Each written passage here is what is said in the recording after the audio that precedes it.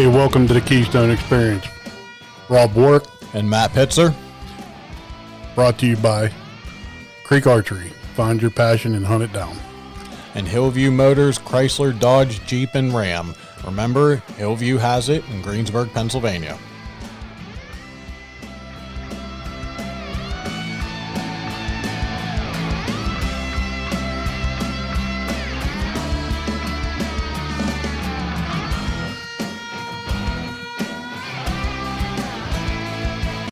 What's going on, everybody? We got two special guests with us today. We got Justin Lyons, world famous for fly fishing, and okay. he shoots manly guns, 22s. And then we got Chef Alex is back from Cafe La Skunk.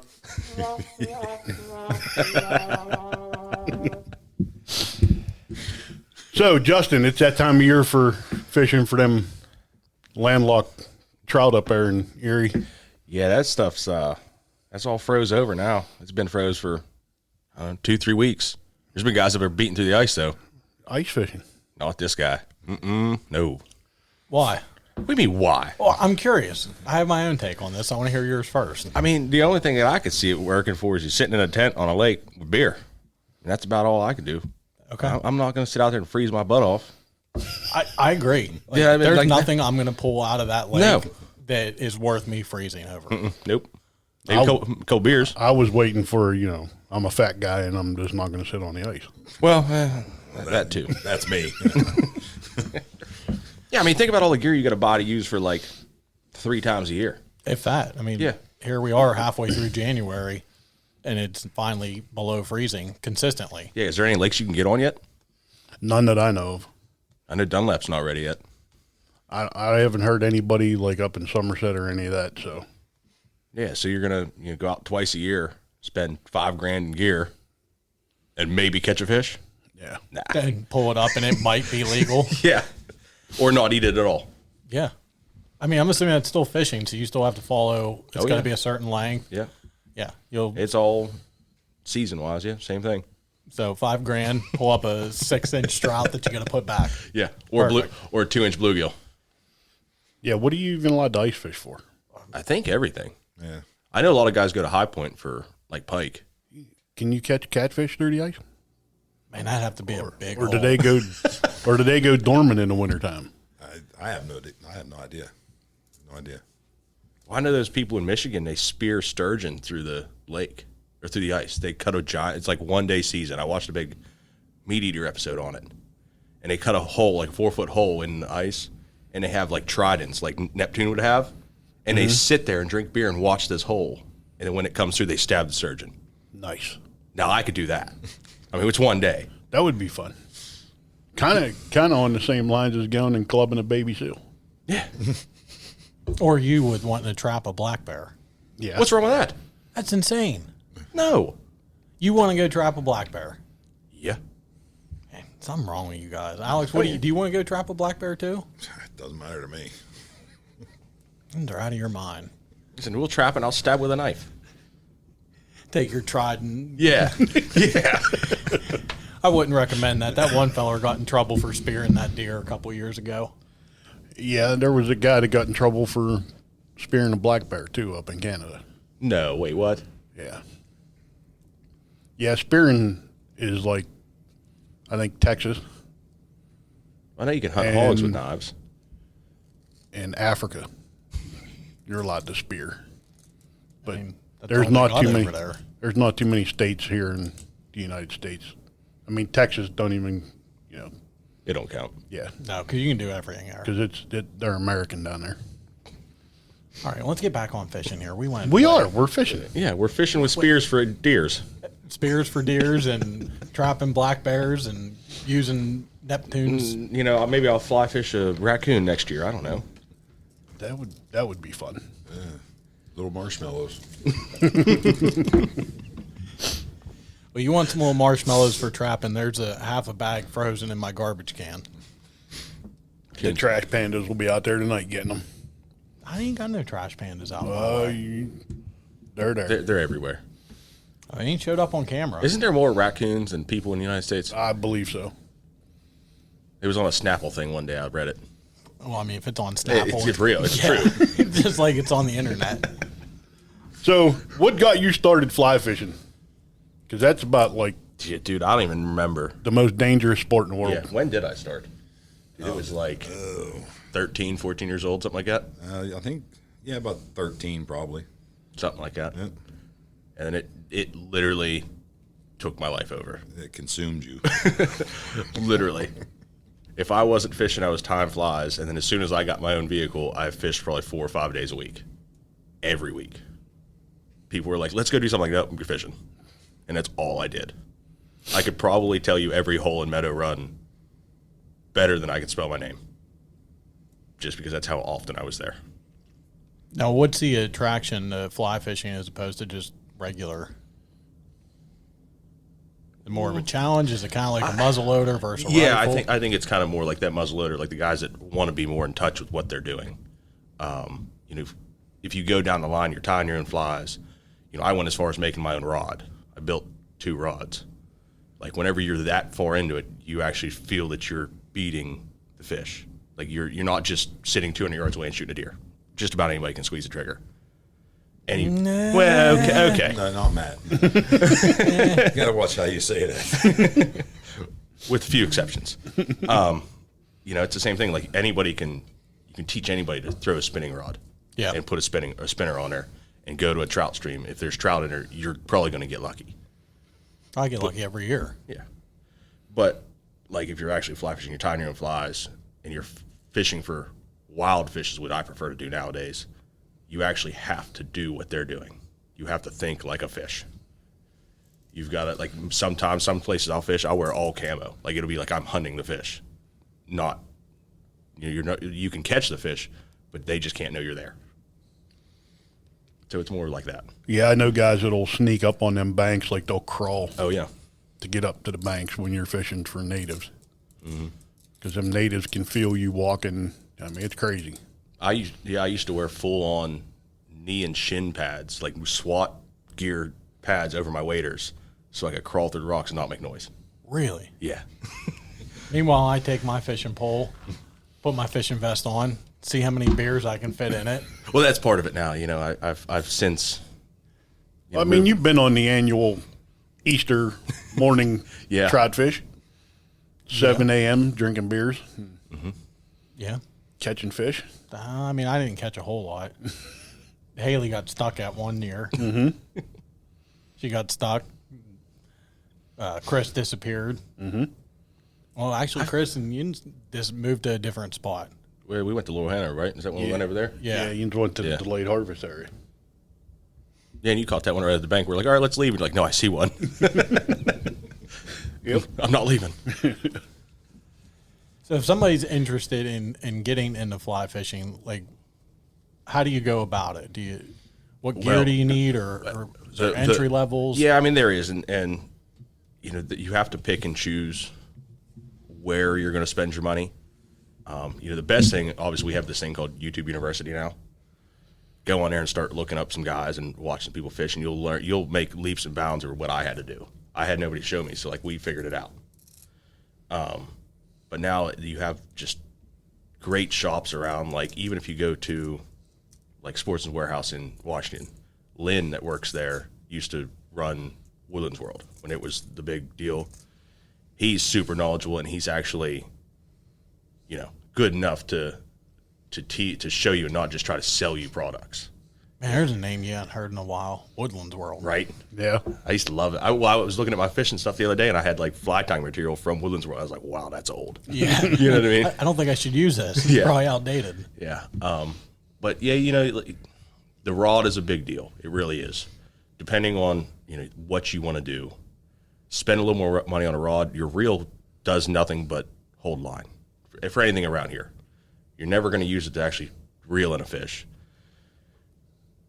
99% of the time. So you could skimp out on your reel and put a couple more bucks towards your rod, and you'll have a much better fishing experience.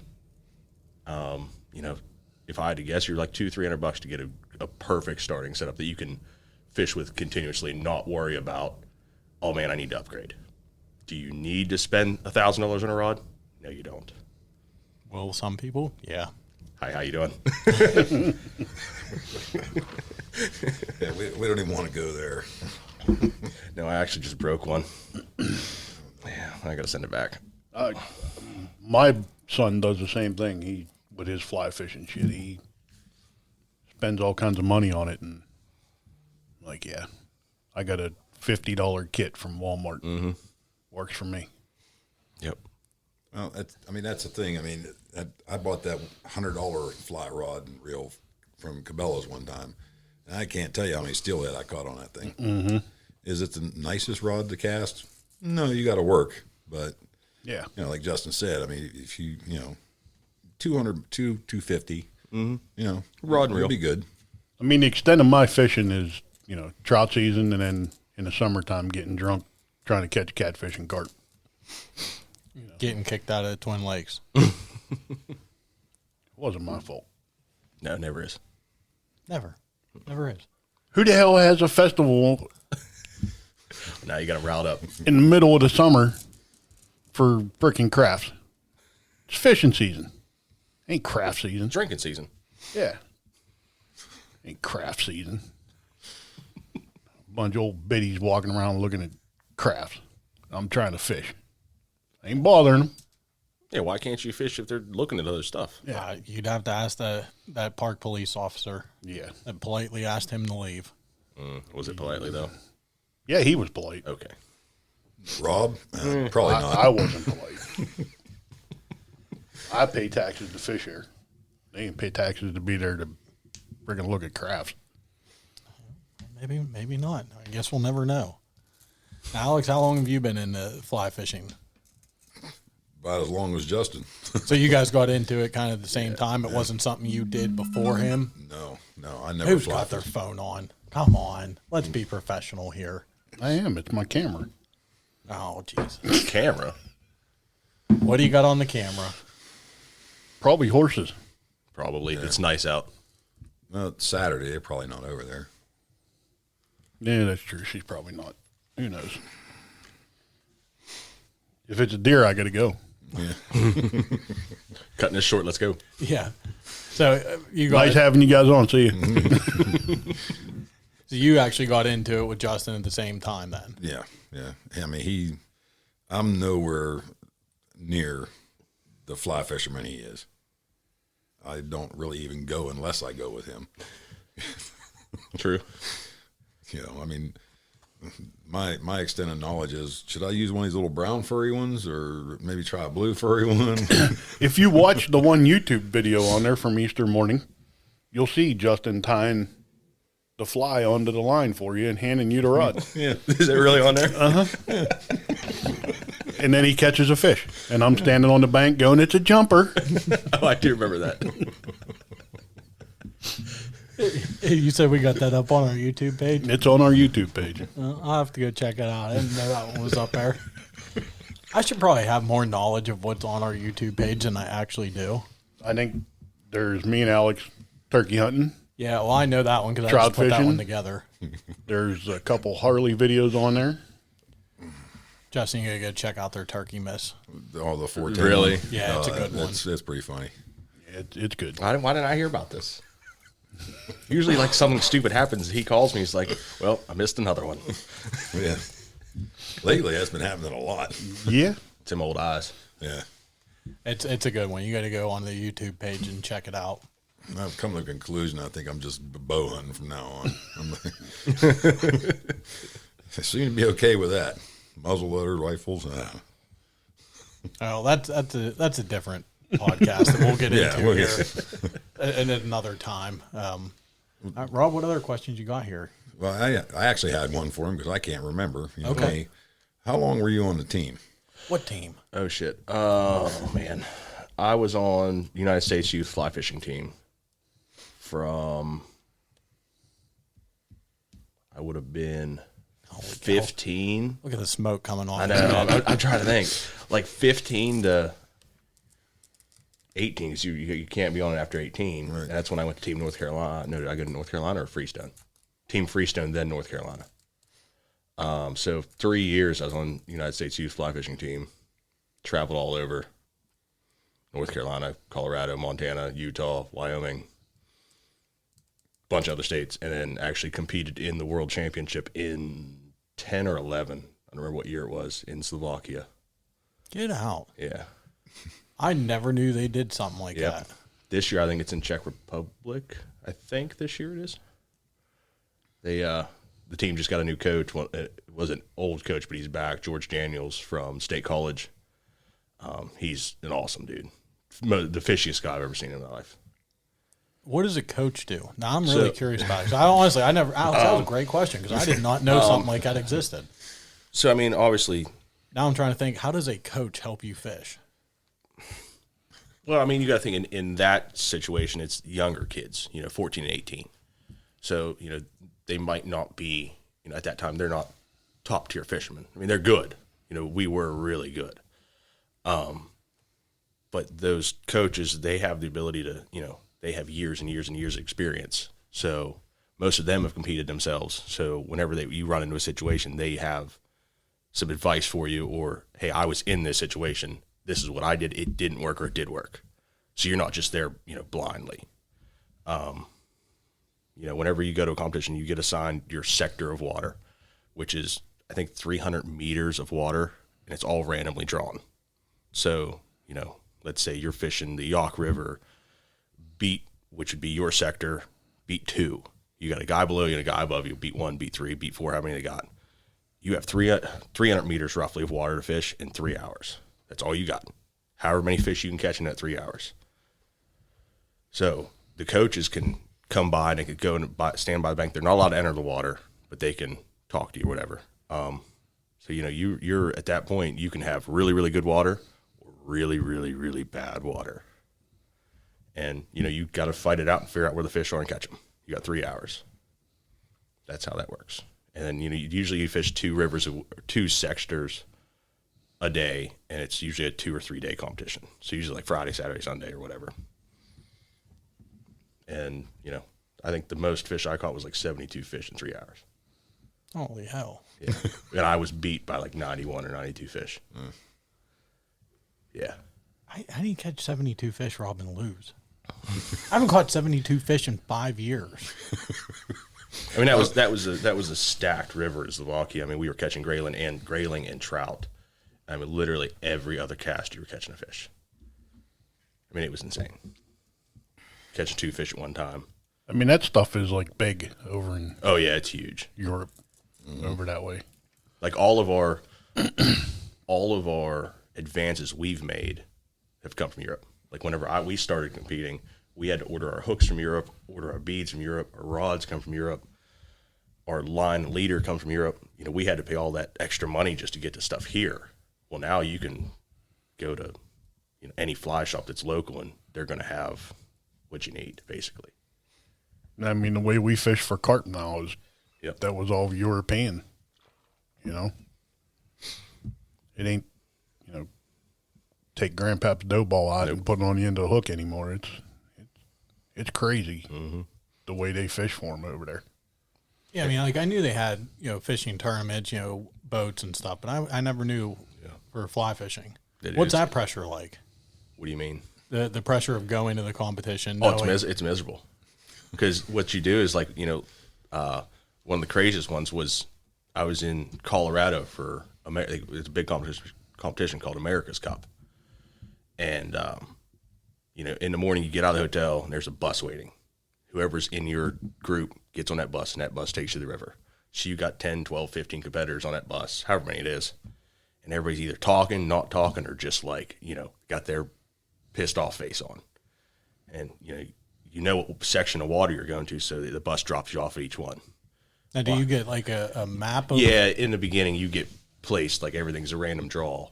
So you get put into this group, and then you go fish this river, whatever it is. Now, do you get like a map of the river that you can study? Yeah, they give you like a satellite view of it. Doesn't really do much though. No. It's like, okay, that looks like it'll be a decent spot, maybe some cover. Yeah, exactly. But I'm getting off the bus in Colorado, fishing the Colorado River, and it's this big bend, very short section of water, just a big bend. And I was like, I think it was beat number 2, so I was like second one to get off. And everybody's like, man, that sucks. I'm like, awesome, thanks, guys. You know, like I'm friends with all these guys, but they're like, dude, that sucks. And I'm like, thanks. You know, get off the bus. I'm looking at it. There's just nothing. Flat and deep as shit. Well, you know, you got to wait and there's a start time. And I had this older lady as a judge. You know, every fish you catch, you have to take to that judge and they measure them. That's how you get your score. I looked at her and I said, you need to go all the way down to the bottom of the river. I'm like, she's like, why? And I said, I'll meet you down there. What are you talking about? I said, just go down there. I'll be down there. I went all the way to the top, put my kayak jacket on, jumped in the river, swam to the other side with my waders, all my gear on. Second cast, caught a fish. It's great. Had to go all the way back up, swim back across the river just to take her the fish.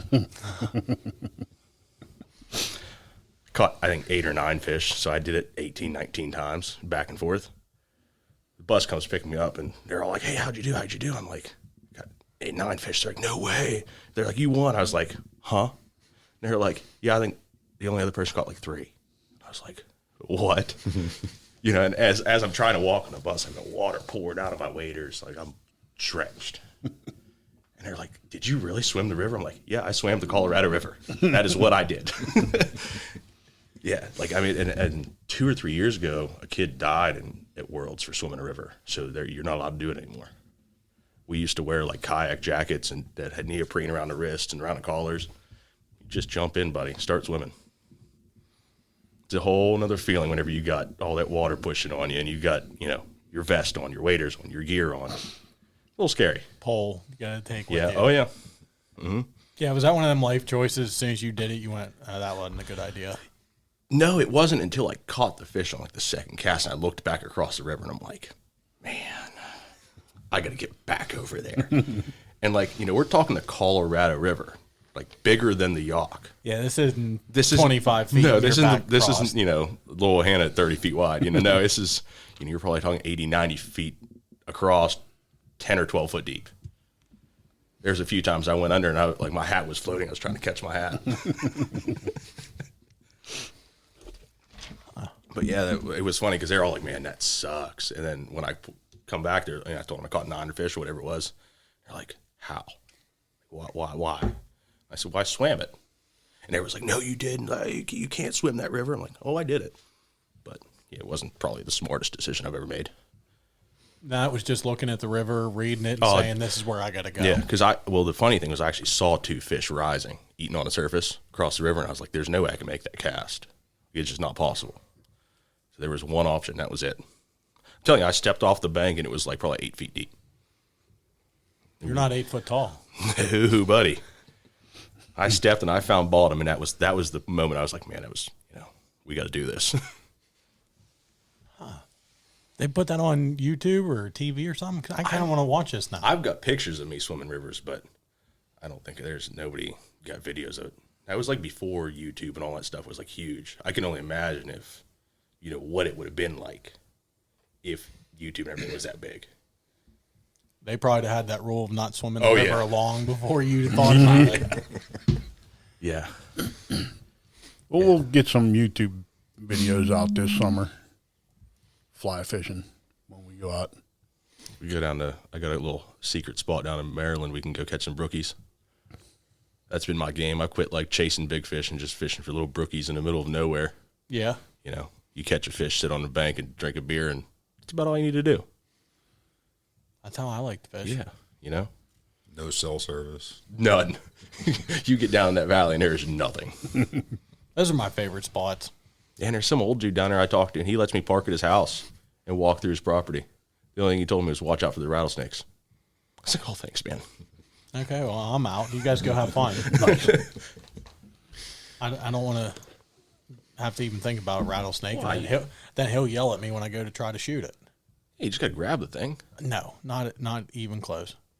So you're saying you're afraid of snakes? Yeah. You'll be all right. Yeah, you'd be fine. No, yeah. I mean, you guys will have your fishing poles. I'll have a shotgun. You know, you should have never said you was afraid of snakes. Yeah, you're screwed now, bud. I'll be all right. I catch a few in my yard every year, so I think I'll have to box them up from now on. I'll take him down, Chris. He's worse than I am. I thought about that big one. I wasn't able to get him though. What'd we do? Hang one of them rubber snakes a couple years ago down at the shop. He wasn't real happy about that one. We've laid him in the middle of the floor. Yeah, he kind of freaks.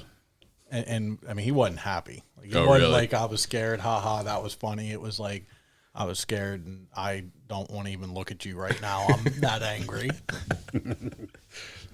So all this is done with flies too. It's Yeah. no jigs, no lures, no yeah. live bait, Nothing. It's all hand tied flies. I mean, I tie everything myself. no treble hooks with 4 ounces of lead to snag them.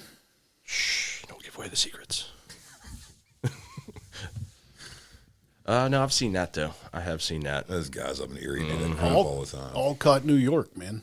Yep. That's how they fish up there. You need to wear a hard helmet when you're up there.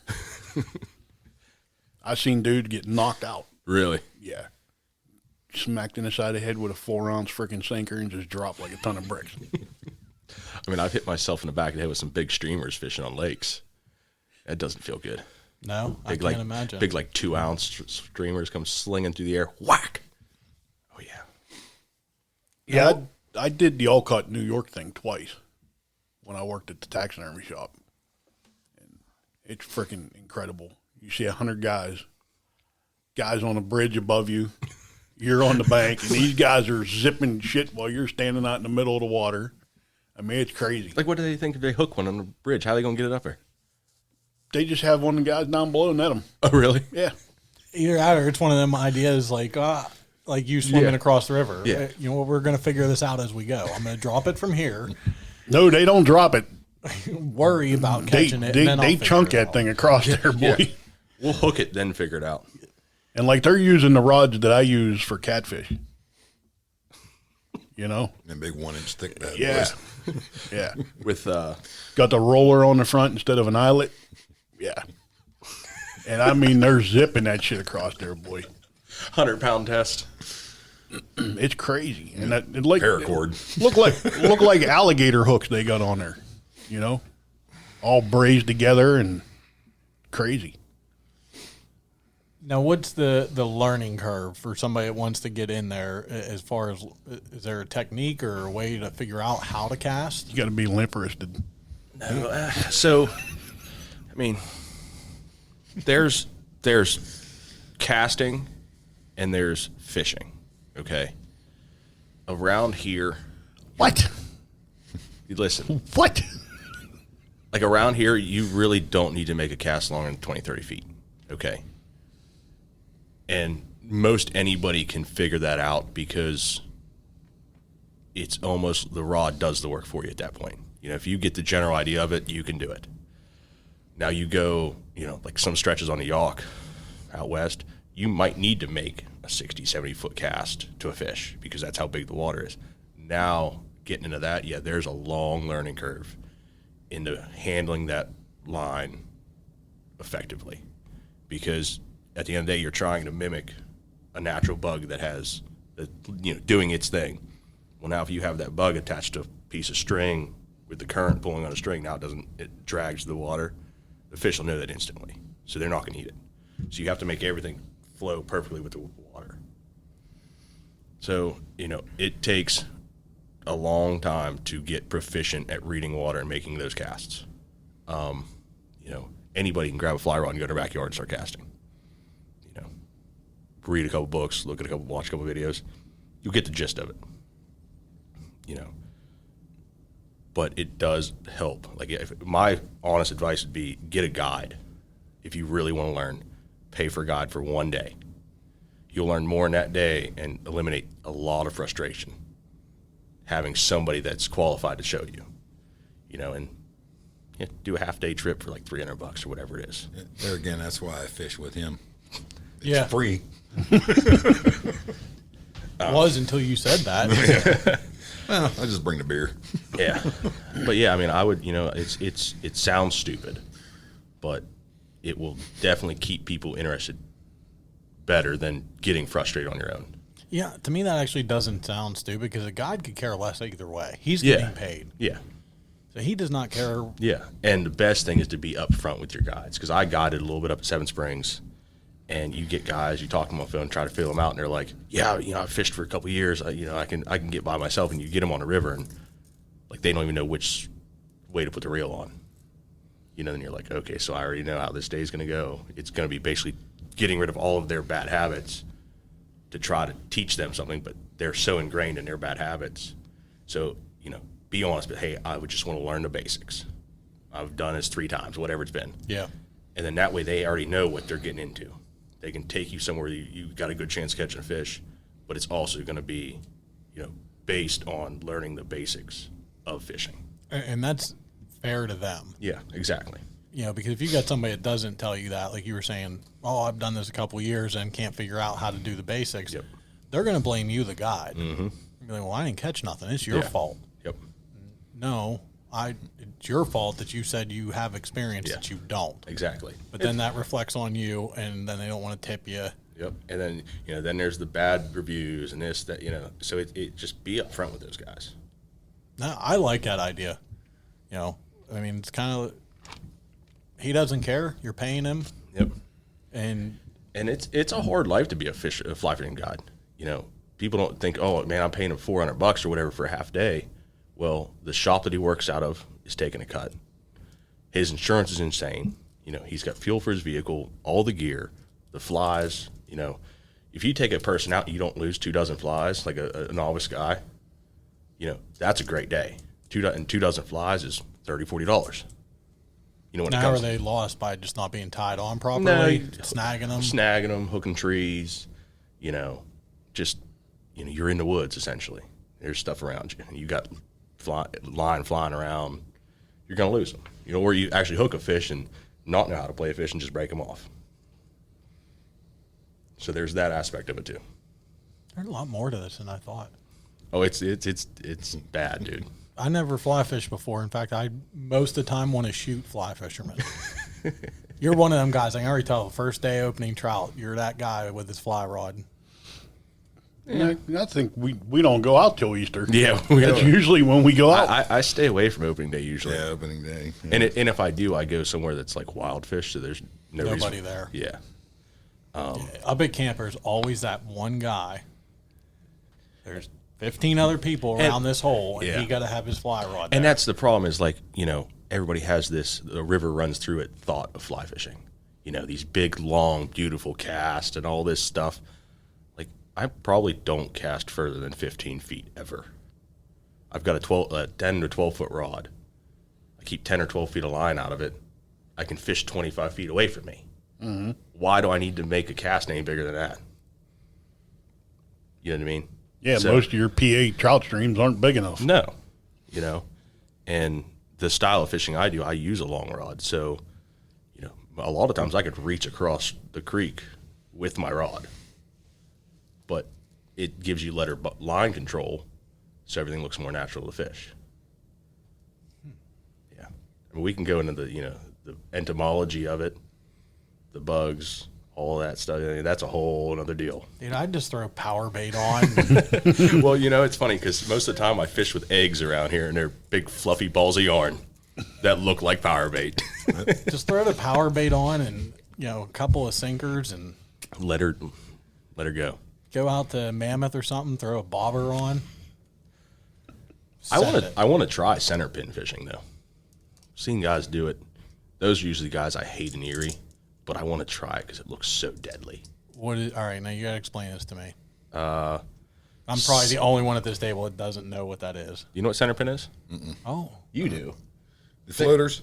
Yeah, think about the Russians up in Erie. Yeah, the ones you want to shoot. Mm-hmm. Oh, yeah. Mm-hmm. So it's like it's really expensive. The reels are like free spinning reels, like there's no drag or nothing on them.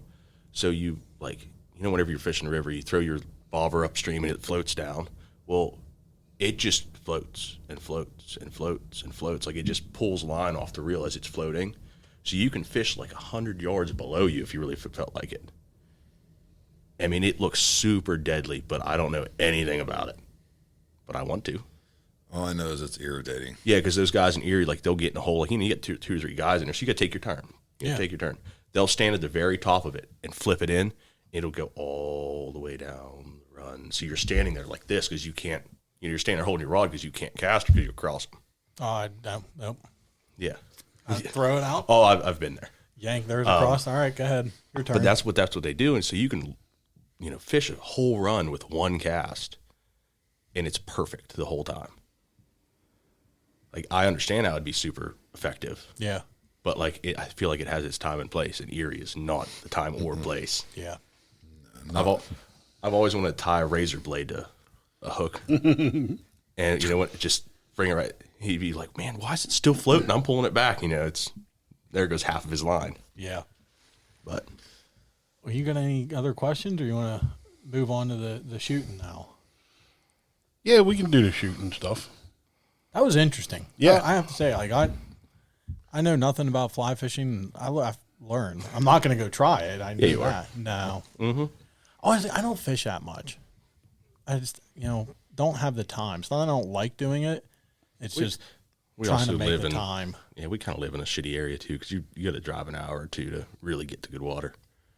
Oh, and then, you think of, opening day of trout here in PA. Half the time it's 20 degrees and there's 6 inches of snow. Yeah. And it goes back to the ice fishing. Mm-hmm. We went up to my buddy's camp last year, or maybe the year before, to go, and this was the second weekend. We get up to McKean County, there's 8 inches of snow. I ain't going fishing. There ain't nothing out in that creek it's worth me standing in 8 inches of snow. I kind of enjoy fishing in snow if it's not, 20 degrees. If it's 30, I can deal with it. Yeah. Well, we found out that 15 is too cold to fish in Erie. Everything freezes. Sitting there gnawing the ice off your line. Thanks. Yep. I think the wind chill that day was 2. Yeah, it was miserable. Bad. Bad times. Nope. So now you're into the 22 shooting. It is a wormhole that I should have never went down. Isn't anything, though, that it turns out to be a hobby? Oh, yeah. And I've just realized that I've decided to pick 3 of the most expensive hobbies you could So I guess have. we're not going to start the cowboy shooting this summer then either, huh? Fuck it, let's do it. All right. Nah, I don't care. We were talking about this the other day. We'll get into this. If you have a hobby, it's going to become expensive, no matter what it is. Mm-hmm. If you like reading books aren't that expensive. But they can be. But you read a book a week, and you go buy 4 or 5, 6 books a month, and over 12 months. Who the hell reads as a hobby? That was the stupidest thing I ever heard in my life. I was going to say it, but I didn't want to cut him down, I was trying to think of something cheap, okay? People do read. Some. I know the boys got to read for school. 20 minutes a night. I know Tanner, he is the fastest reader. Well, them pages just flip left and right. Dad, has it been 20 minutes? How many pages have you read? 50. Dude, it's been 3 minutes. Man, maybe he's actually get some Guinness World Records over here or some shit. He could be like a speed reader. Yeah. Yeah, we all know what's going on. Oh, yeah. First word, last word, flip the page. First word, last word, flip the page. Oh, look, picture, flip the page. That sounds like me, actually. Yeah, that's my kind of reading. If there's no pictures, I ain't reading it. Yeah. Not that So bad. what is this 22 competition stuff that you are into now? It's the most fun, most aggravating thing you could ever do. So most people have heard of precision rifle series, PRS shooting. It's all positional timed shooting with only 22 long rifle caliber. So you don't shoot off a bench.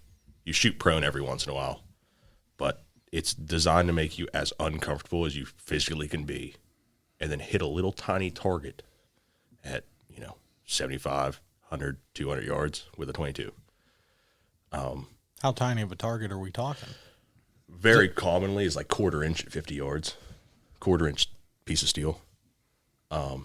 Some guys, you would do quarter inch at 75, 100. Not really common.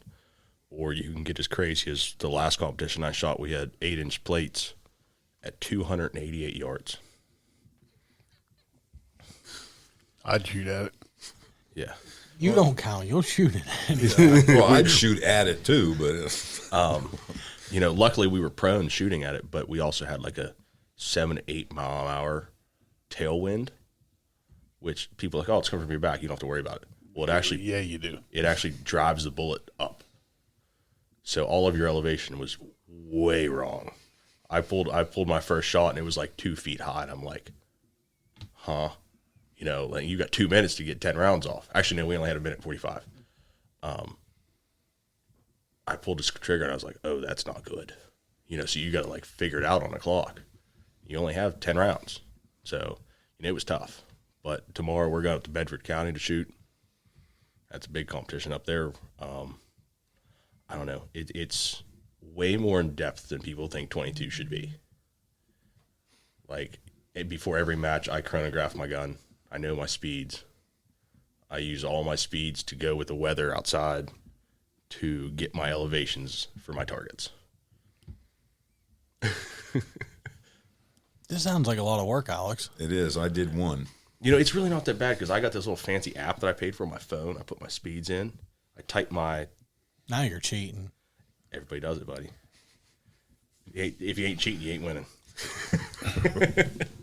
Yeah, so like, you know, I put whatever my data is or whatever my distance and my target is, and it'll tell me how many mils or MOA I've got to move my scope. Yeah, I do that with my flintlock too. Same. I go. Yep.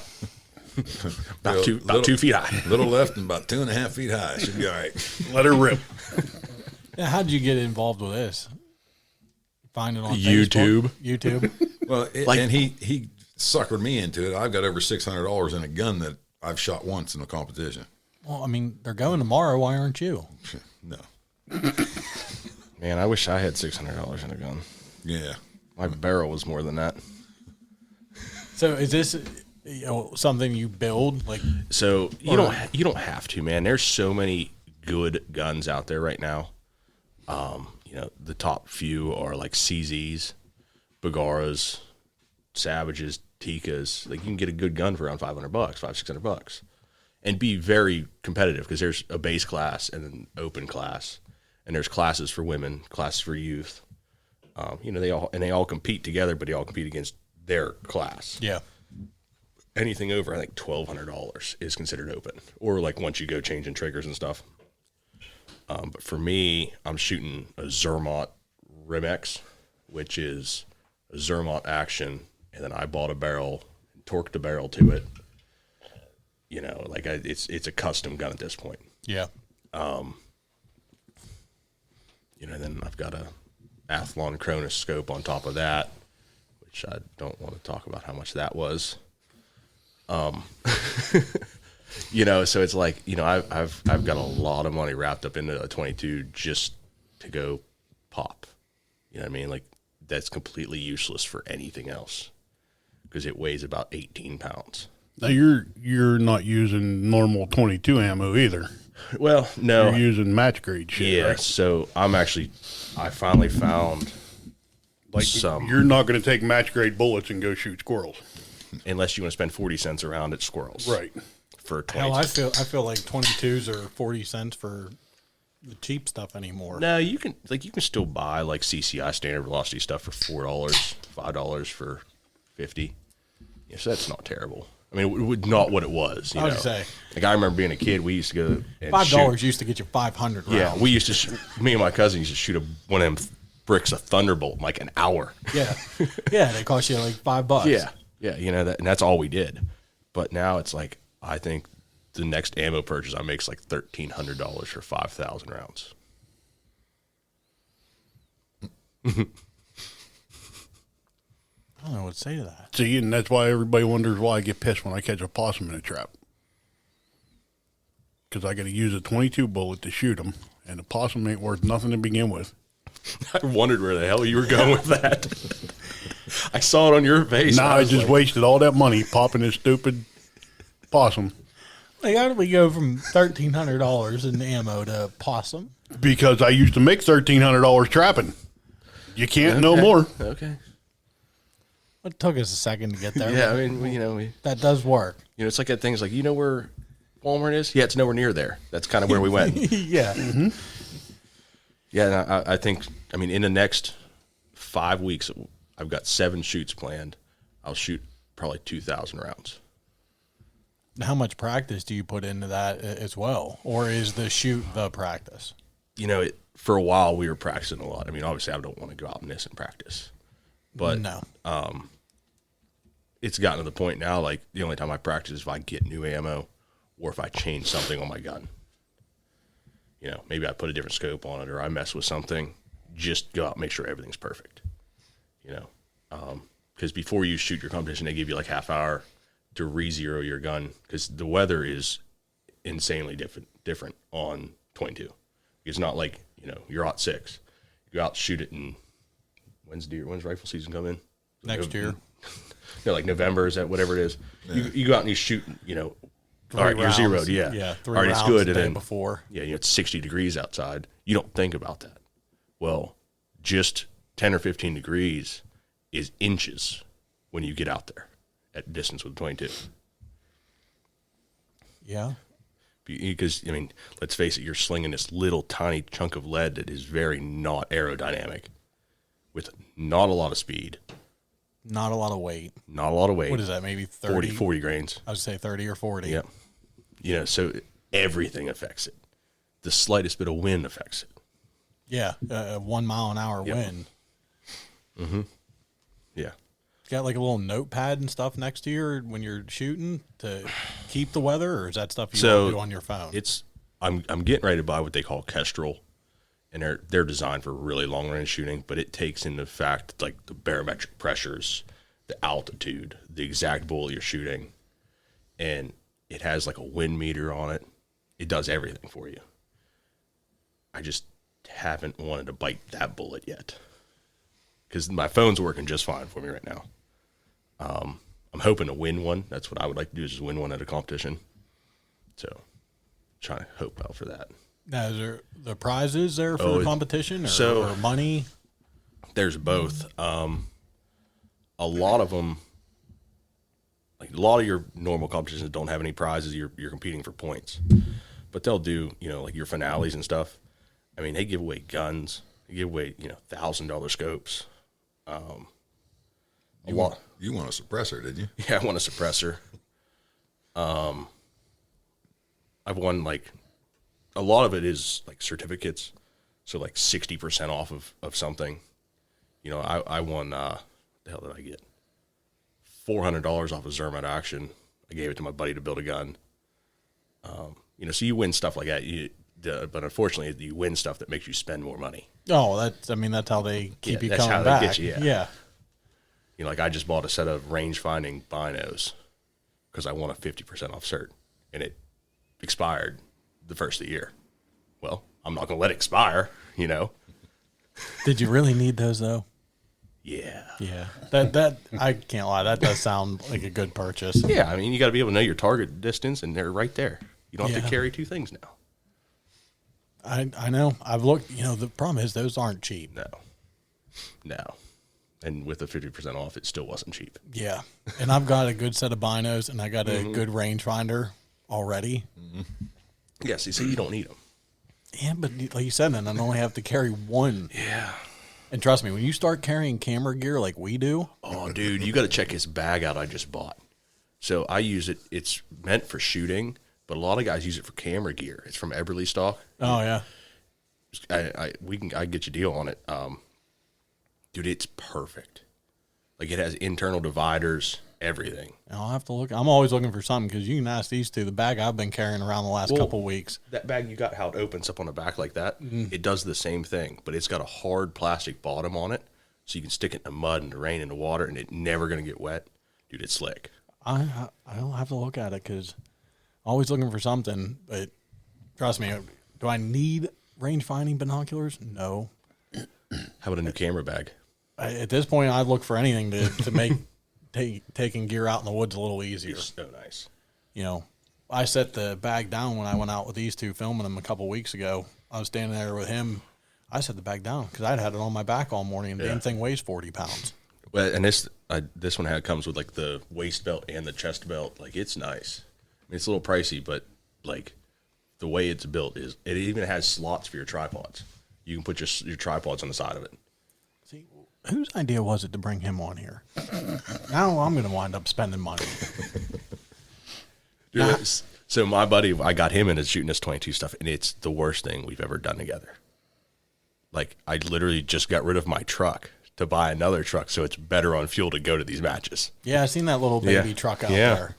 Don't worry, I bought a beat up 6-liter too, so it's in the garage currently. It's all tore apart. Yeah, like he'll be like, dude, have you seen this? I'm like, no. And he's like, he sends me links. I'm like, oh man, I gotta buy it. Or then I'll send him. So I'm buying it right now. Like he just spent $3,000 on a gun because I sent it to him a couple weeks ago, and he's like, yeah, I think I'm gonna buy it this year. He called me and goes, I ordered it. I'm like, huh? Already? Yeah. It's like, yeah, I ordered it. Yeah. And then it's getting sent to Lapua to get tested for ammo. So they'll take the gun, bolt it in their vise. They have, now this is crazy. They have a chunk of concrete with a vise on it. They put the guns in. Like it's like 3 yards of concrete they have, so it never moves. It's in a temperature controlled room, and they have laser systems set up so they shoot their ammo, each lot of their ammo, and whichever one shoots the best, you can buy like 10,000 rounds of this stuff. So it's literally tuned for your gun. Think they'll take my turkey gun and do that? I wonder how many 22s you'd have to fit inside a 12-gauge shell. Ooh, that would be kind of cool. I don't know. We'll have to experiment. Make a little thing, have like 4 firing pins.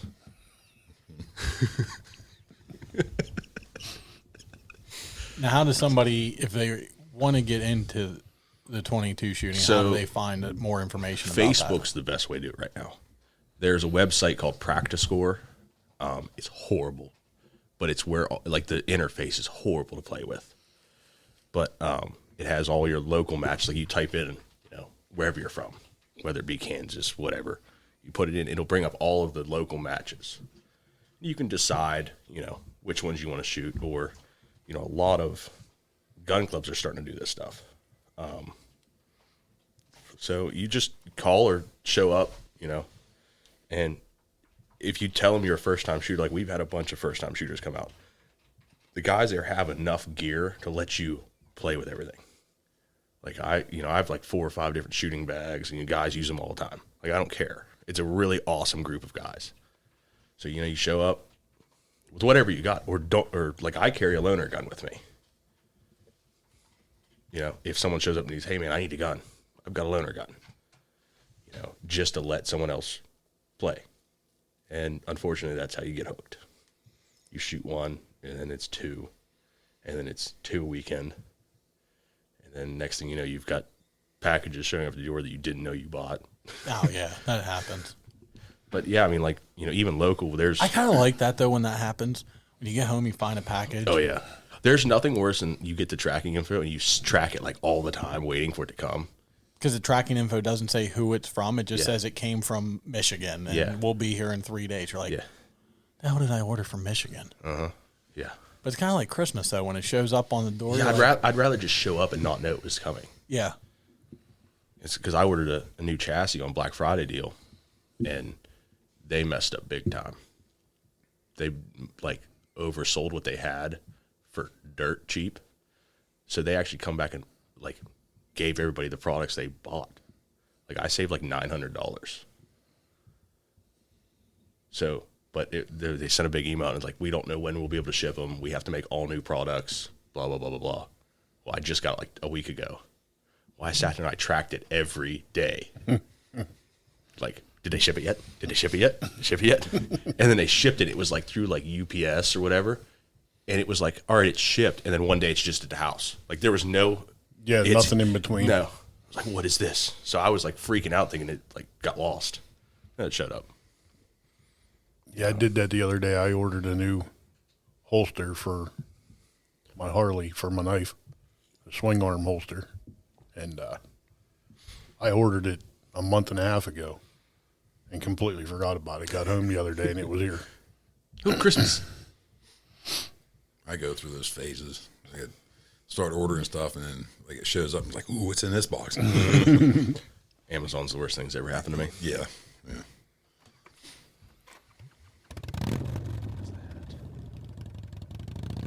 It's time to pay bills.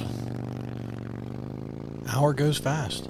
Yeah, it It was doesn't. an hour. Almost. Wow. By the time we get through all the finales and, thanks for coming on.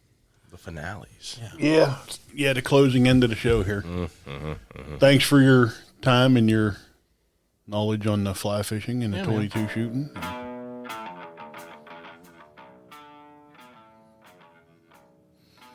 Hey, we'd like to thank our sponsors, Duke Traps, for all your trapping needs. Get a hold of them at www.duke.com. Give Bill and them guys a call down there. They'll set you up with all your trapping stuff. And we got Fetsko Heating and Cooling, family owned and operated for 20 plus years now. They're going to be able to keep you warm, keep you cool. You know how Pennsylvania weather can change on a dime. So give Fetsko Heating and Cooling a call. They're an authorized Armstrong dealer. They'll take good care of you. That we can promise you. And we got your good buddy, Rob. Dear P. Dave.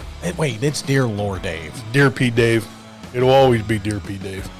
Apparition Scent. 100% lethal. Check out the full line of scent eliminators, cover scents, trapping lures, all makes of Deer P. Yep, proven stuff. Get it, 100% lethal. And we got a new sponsor. We got a couple new sponsors this year. Yeah, we do. You know this one pretty well, I would say. Yeah, Dominick's Butchery. For all your wild game processing needs. Blah, blah. Give Dennis a holler. We'll take care of them. Come deer season, you stop out there, see us. We make a full line of products from a regular cut down to deer bologna. So give us a stop or give us a call out there, Dominick's Butcher. And we got Chris. Yeah, Creek Archery. Find your passion, hunt it down. I guess we're picking up a new line of bows this year too. Yeah, gonna have a bunch of new stuff. Yep. Bows are rolling in, so stop down at Creek Archery and test out all the new bows, new gear. It's all there. And what do you always say? If we don't have it?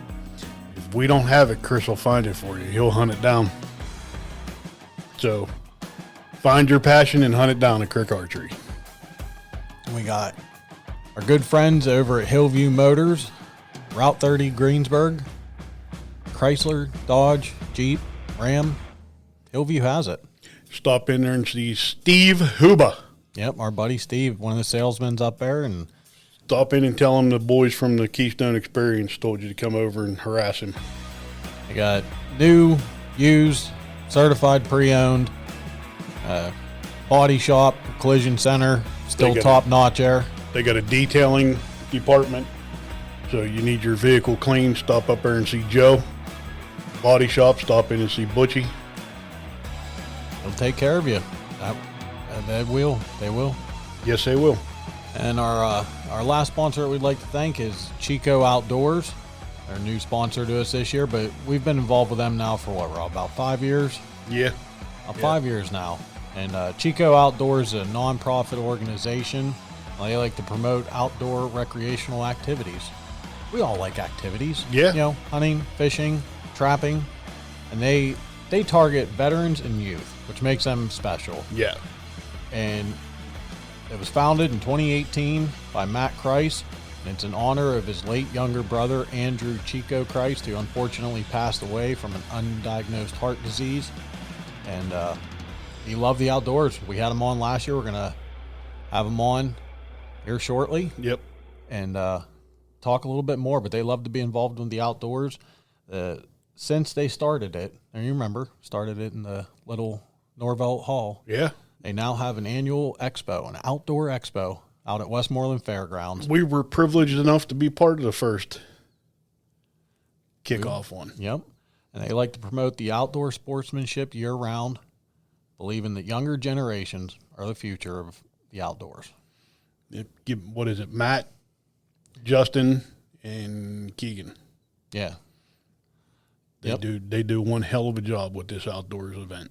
And it's all nonprofit. They sponsor fishing rallies, kids derbies, support all the local clubs and everything, and a whole bunch of stuff. Check them out on Facebook, Instagram, Chico Outdoors.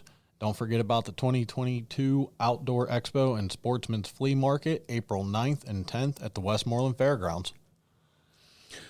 Thanks for listening. And we'll catch you on the next one. Deuces.